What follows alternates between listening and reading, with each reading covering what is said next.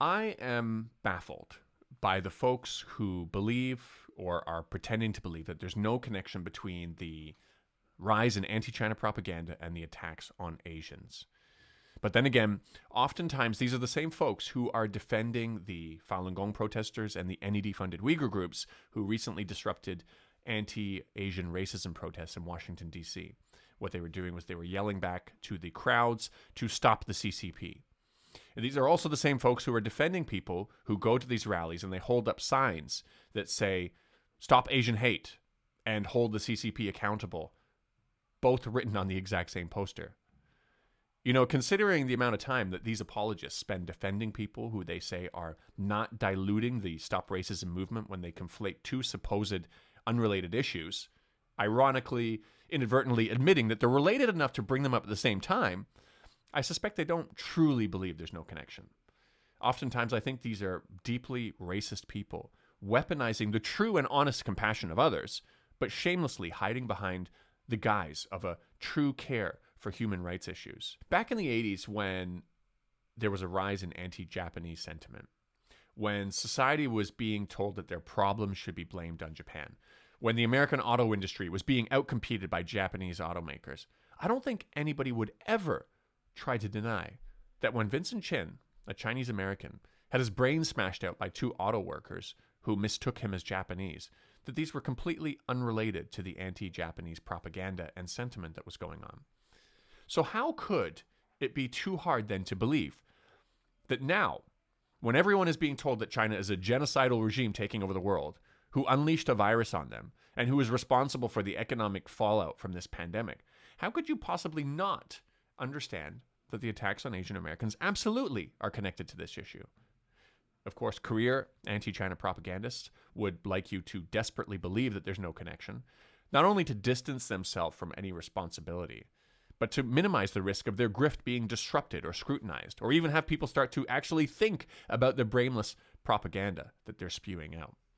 This goes for the lowly anti-China YouTubers and content creators, or professionals like Tenzin Dorji, who recently wrote an op-ed for the Washington Post, and who says that anti-China is not anti-Asian, without disclosing to anyone that he's connected to and funded by America's regime change NGO, the NED. He's literally a part of the propaganda machine. I want to switch gears here for just a brief second to better frame this and understand the connection that there is between the perception of a country and the treatment of its people. The Black Civil Rights Movement and groups like the Black Panthers had many admirers of China.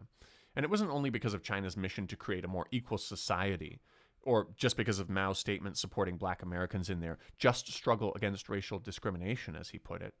And not only because of Mao's support to actually help build railroads in Tanzania and Zambia, but because Black civil rights leaders felt that a strong China would have positive benefits for Chinese people to be respected all over the world. And they felt that a strong Africa would also have the same kind of benefits for Africans all over the world. They saw it as a method and a prospect where they could also be seen as equals on the world stage. They connected Mao's dictum that racial struggle is fundamentally a matter of class struggle. Just as a nation earning respect would have positive benefits for even descendants of that nation, it's just as true that a villainized nation would come with consequences for its people. So what do we do with this information? Do we stop all criticisms because we're afraid of the collateral damage it would cause? No, of course not. However, we first need to recognize and acknowledge that there actually is a connection before we actually do anything meaningful to address the issue and figure out how to break this connection, and or to be conscious of how we deliver and formulate our criticisms so as to be mindful of the people who might unfortunately and unjustly suffer from what is said. Recognizing this issue could help people build in considerations and context that would allow us to at least minimize the unintended consequences that come with balls-to-the-wall propaganda. And furthermore, we're actually in a unique situation here where there's something else we can do. The fact of the matter is that a lot of the anti-China propaganda is simply fake or over-exaggerated. It's geopolitically driven, and I've exposed much of it on my channels. So for those of you who are accepting what you hear about China at face value, use this as an opportunity to be a bit more critical about what you hear and look into it on your own. It's unfortunate enough if real criticisms of a country have consequences for unrelated parties.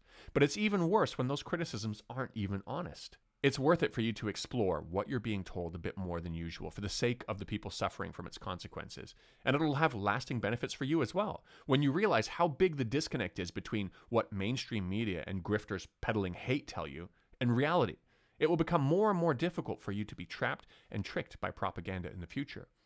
It may not have as many benefits for your politicians, who no longer deliver dreams to its people, but instead protects you from nightmares, oftentimes nightmares they first need to manufacture. Because maybe you'll start asking more critical questions, especially surrounding for example, the unusual lack of attention on how poorly your own governments handled the pandemic, particularly when you compare it directly to the amount of effort they put into finger pointing. There indeed may be some people that are using this as an excuse to tell people, especially Americans, to stop criticizing China. And that's unfortunate. That's not the point here, and it shouldn't be misused for that message. But let's entertain that idea for a moment, even though it's not an argument I share, even in the face of America's epic levels of hypocrisy when it comes to real, actual human rights issues that they are the cause of. So let me just put an idea out there. America is a racist country. That's something we know. We've seen it not only domestically, but in their foreign policy as well. And, I don't think you are going to try to fool yourself for one moment that America's foreign policy is really driven by a concern for human rights. Sure, sometimes America's true geopolitical interests overlap with real human rights issues, but this isn't one of those times. And even if it was, their intervention, interest, and care will stop after their geopolitical targets are reached, and the people they were pretending to care about will be left suspended wherever they are when that moment in time happens, which in many cases is a condition worse than what they started out with.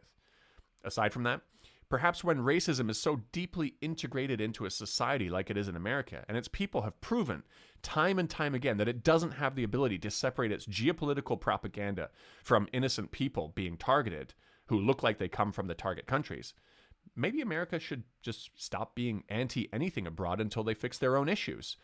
It seems like to me, trusting America with anti-any-place abroad propaganda is like trusting a psychopath with a history of violence with a loaded weapon.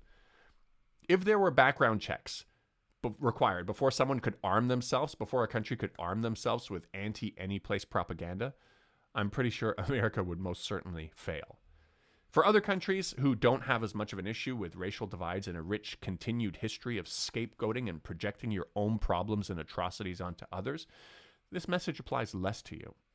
Granted, you may be an unsuspecting participant of Cold War propaganda that could come with even greater long-term consequences, but that's a separate topic for a different time.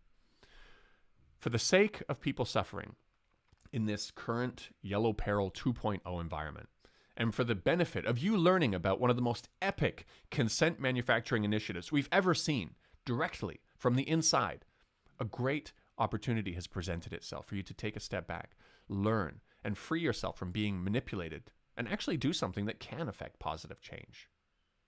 That's it for me, guys. I'll see you next time.